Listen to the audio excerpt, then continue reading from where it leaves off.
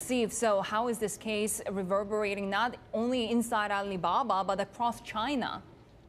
Yeah, absolutely. Many people, all across the country are talking on social media about this case at a time, of course, when Alibaba is also under increased scrutiny by regulators. They're in the spotlight already. The government already taking a moral crusade, if you will, against moral hazards in gaming and in other areas across, the business world.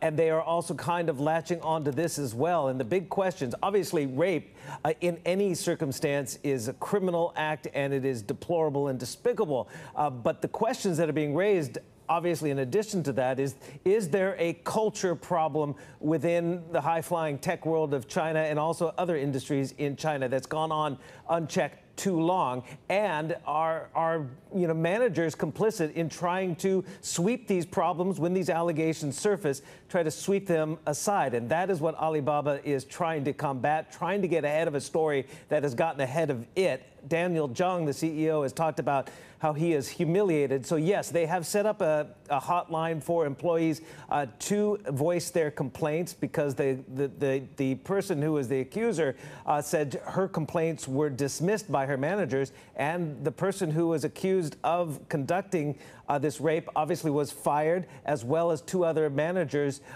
resigned because they apparently did not take the appropriate action, including the chief people officer, who is now going to be sitting on a new committee of senior female officers, executives at Alibaba, to help police the workforce.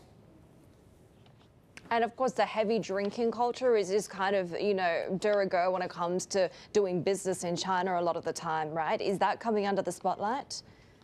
It absolutely is. I've been in these kinds of circumstances in my 31 years in and out and covering China. You get into a business environment where the baijiu comes out and the drinking starts. You come up with excuses not to do it after a while, but it is prevalent.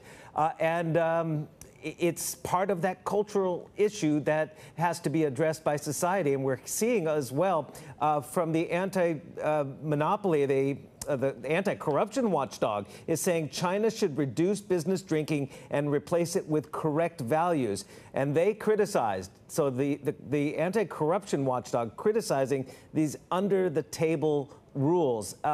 This is what Alibaba also bring up this quote: "The best reflection is action. It is our shared responsibility to create a mutually respected workplace environment." So is this going, because of the high-profile nature of this case, because it potentially touches all business sectors, and because the government is putting a high priority to these moral hazards, this could be the impetus to see cultural change?